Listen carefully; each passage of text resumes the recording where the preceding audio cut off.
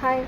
അപ്പോൾ അതെ ഞാനിന്നൊരു night care റൂട്ടീൻ്റെ ഒരു വീഡിയോ ഇട്ടാട്ടോ വന്നേക്കാം. ചെറിയൊരു വീഡിയോ ആണ്. അപ്പോൾ ഞാൻ ഒരു കുളിയൊക്കെ പാസ്സാക്കി ഒന്ന് മുടിയൊക്കെ ഒന്ന് പറത്തിയിട്ടുണ്ട്.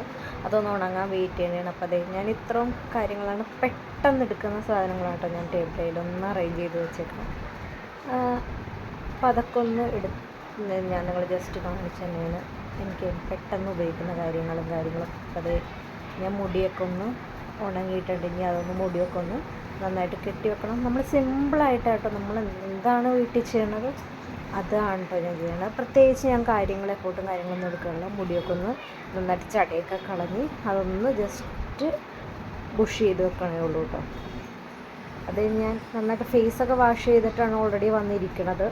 നമ്മളെപ്പോഴും കിടക്കുന്നതിന് മുമ്പ് ഫേസ് നന്നായിട്ട് വാഷ് ചെയ്ത് വേണം ക്രീമോ എന്തെങ്കിലും എന്ന് പറഞ്ഞാൽ സെറം ഉപയോഗിക്കുന്നവർ അങ്ങനെയുള്ളവരൊക്കെ ഒന്ന് അപ്ലൈ ചെയ്യണം. അപ്പം ഞാനിന്ന് ഉപയോഗിക്കുന്ന നൈറ്റ് ക്രീം എന്ന് പറഞ്ഞത് വെന്യൂരയുടെ നൈറ്റ് ക്രീമാട്ടോ.